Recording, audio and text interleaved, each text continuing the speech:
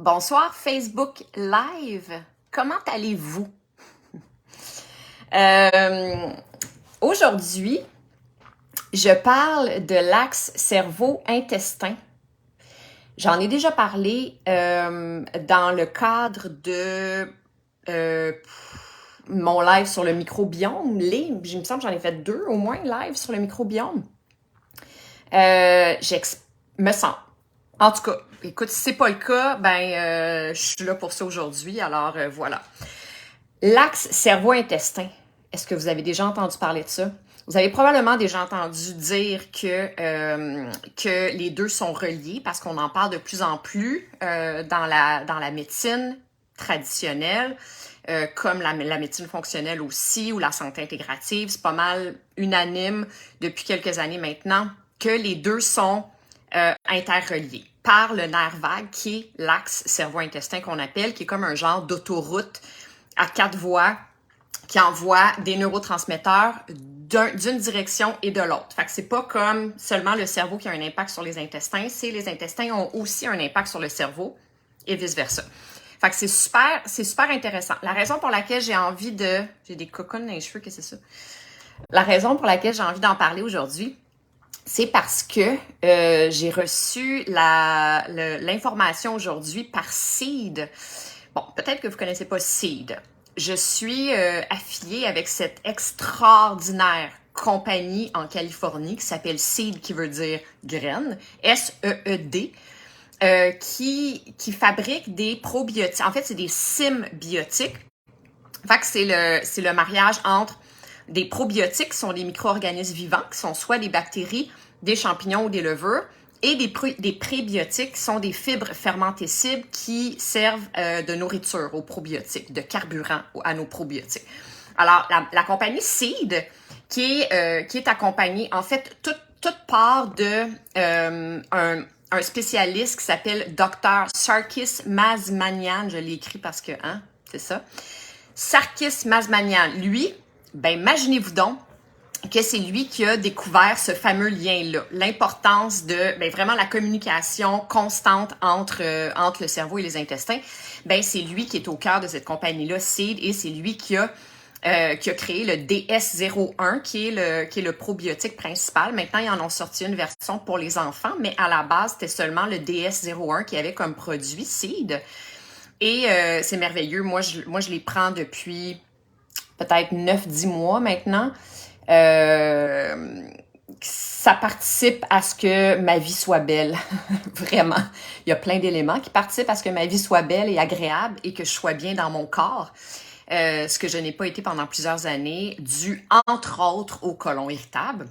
J'étais en état de dysbiose. Dysbiose, ça veut dire que notre microbiome intestinal est débalancé pour différentes raisons, dont un manque de diversité puis un manque de quantité de souches, soit de bactéries, encore une fois, de levures ou de champignons.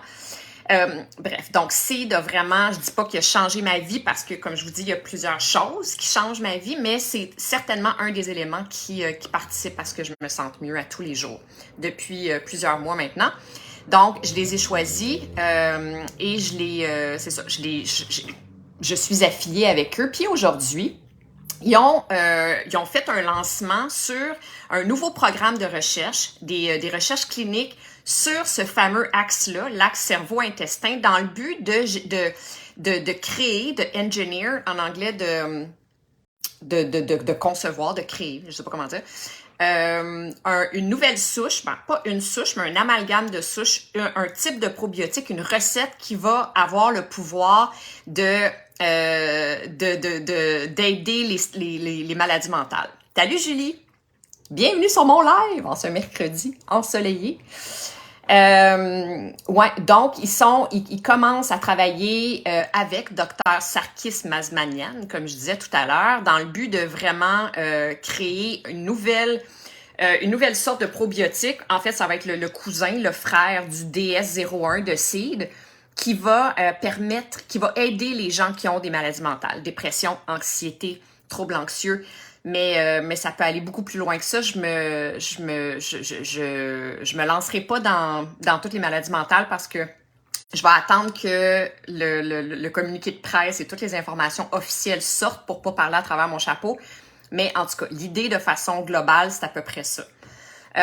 C'est fantastique. Ça se pourrait, en passant, que vous ayez déjà vu aujourd'hui, sur prescription, non, absolument pas. C'est des probiotiques.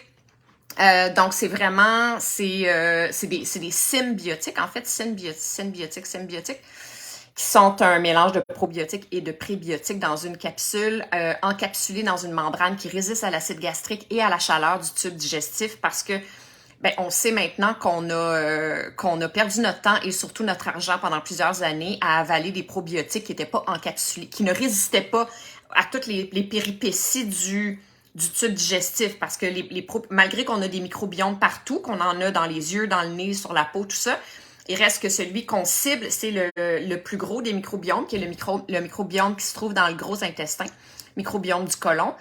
Mais pour que le probiotique qu'on avale se rende à destination puis qu'il soit réellement efficace, qu'il fasse une réelle différence sur notre santé, encore faut-il que les bactéries, les micro-organismes soient encore vivants quand ils arrivent. Puis c'est très fragile un micro-organisme. Une des raisons que vous voyez des types de probiotiques au marché d'aliments naturels dans le frigo, c'est parce qu'ils ne résistent pas à la chaleur. Mais il fait pas fret dans notre corps, il fait extrêmement chaud dans notre corps, non seulement ça, mais en plus le pH de notre estomac est extrêmement bas, donc extrêmement acide. Et là non plus, il y a des grandes chances que la bactérie ne survive pas. Donc, c'est de penser à ça. Donc, ils ont vraiment créé un probiotique révolutionnaire, d'une part à cause de ça, parce qu'il est bien encapsulé, puis il assure un taux de survie maximum dans les intestins, ce qui est vraiment fabuleux. Alors ça, c'était pour répondre à ta question. OK, donc, aujourd'hui, salut Maryse!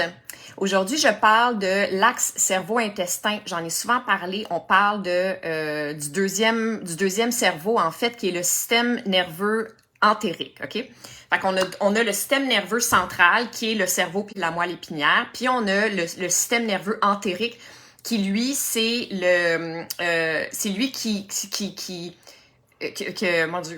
a un impact sur le système digestif, finalement. Et puis, ce qui se passe, c'est que les deux viennent de la même souche embryonnaire, OK? Fait en d'autres mots, c'est pas mal la même affaire, c'est juste que c'est des cousins ou des frères jumeaux qui ont aujourd'hui des missions, des mandats différents, mais il reste que c'est exactement la même chose. En d'autres mots, qu'est-ce que ça veut dire, ça? Ça veut dire que notre cerveau, il est en constante communication avec le système digestif, OK? Tout le temps. Il y a même des gens dans le monde de la médecine fonctionnelle qui se sont mis à appeler le système nerveux entérique ou bien le système digestif vraiment le premier cerveau. On dit que c'est le deuxième cerveau, mais pour certains, étant donné que la majorité des hormones de notre santé mentale, des hormones pas principales, mais des hormones dont on a vraiment besoin pour avoir un équilibre mental, sont synthétisées dans les intestins, ils vont jusqu'à dire que c'est le premier cerveau, je veux dire, tu sais. Mais bon, bref, ça c'est relatif. Mais ouais, donc c'est super important à comprendre parce que il faut pas banaliser notre santé digestive. Tu sais, il faut pas remettre ça seulement entre les mains de symptômes. Ah bon, tu sais, ok, j'ai de la misère à digérer. Bon, ok, je suis constipée une fois de temps en temps. Bon, ok, j'ai de la misère à, je sais pas, j'ai des ballonnements après avoir mangé. C'est pas grave, là, ça va finir par passer. Non. C'est au-delà de ça. Ça a un impact direct sur votre santé mentale, sur votre équilibre, votre état global, mais vraiment, là. Écoute, il y a autant de neurones dans le système nerveux entérique que dans la moelle épinière, juste pour vous dire. Fait que c'est quand même assez considérable. Puis, c'est ça. Fait que donc, la façon que ça fonctionne, c'est que le cerveau, il va communiquer avec le système digestif par le biais de neurotransmetteurs, OK, qui vont circuler dans le nerf vague, qui est vraiment qui est l'autoroute qui connecte les deux. Puis, il va lui envoyer des messages du genre crée plus d'acide digestive,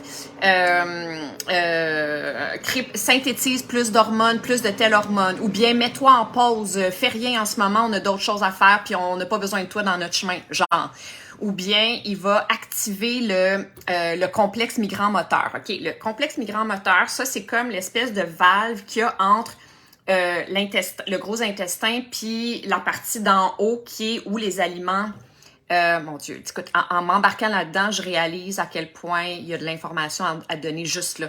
Mais je vais pas rentrer dans les détails, je vais juste vous dire que c'est tellement important que je ne sais pas si vous avez déjà entendu parler du SIBO, qui est une condition qui est relativement nouvelle, pas qui vient d'exister, mais qui commence à être mis de l'avant, si tu veux, dans le monde de la médecine conventionnelle, surtout dans les gastro-entérologues, dans le département des gastrologues, évidemment, parce que là, on n'en est plus juste à diagnostiquer un côlon irritable, on va plus loin que ça, on va à l'origine du côlon irritable. Parce que le côlon irritable, c'est pas la première chose, c'est pas la cause. Il y a des causes. Puis une des causes majeures qu'on réalise aujourd'hui, c'est des bactéries dans le petit intestin. Les bactéries sont pas censées être dans le petit intestin, elles sont censées être dans le gros intestin, là où il y a le microbiome intestinal. Puis une des raisons pour lesquelles il peut tout d'un coup avoir des bactéries qui se ramassent là, c'est un problème avec le complexe migrant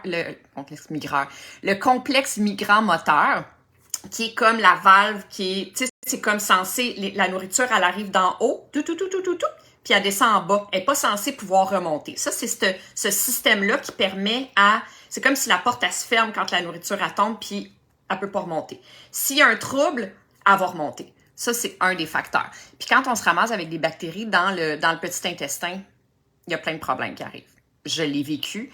Ça crée pas le débalancement d'air, ça crée, côlon irritable déjà, mais la perméabilité des intestins qu'on appelle leaky gut en anglais aussi. Puis bon, il y a comme une panoplie de problèmes qui peuvent engendrer de ça, dont des reflux gastriques, des ballonnements après les repas, difficultés à digérer, mais tu sais, problèmes au niveau du cerveau aussi, de la santé mentale, c'est-à-dire... tu sais, fait que c'est bon. Ça, encore une fois, je rentrerai pas dans les détails parce que là, on s'en va dans la technique puis qu'il y a plein d'affaires à dire juste en lien avec ça. Mais c'est quand même important de comprendre jusqu'à quel point c'est large puis ça a un impact sur notre santé, tu sais. L'autre affaire super importante à comprendre, ben je l'ai dit un petit peu tantôt, en fait, c'est que la sérotonine puis la dopamine, en fait, la sérotonine, OK, on l'appelle l'hormone du bonheur. La dopamine, c'est l'hormone du plaisir. Ben, c'est une hormone du plaisir. C'est l'hormone qu'on sécrète, mettons, après avoir fait de l'exercice, entre autres. Mais, tu sais, ça nous donne de l'énergie positive, positive, et la sérotonine aussi. Ben, la sérotonine, elle est synthétisée dans les intestins à 80%. La dopamine, elle, à 50%. Quand même, tu sais, je veux dire, c'est considérable, tu sais.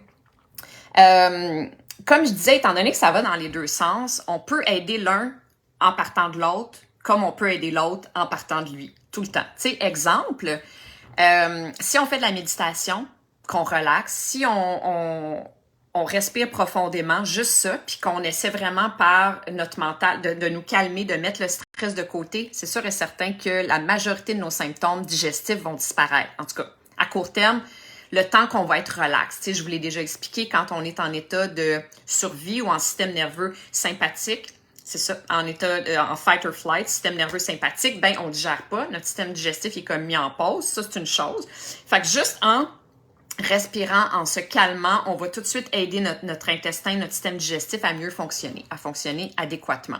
Ensuite, si on mange mal, il y a des grosses chances qu'on se sente déprimé.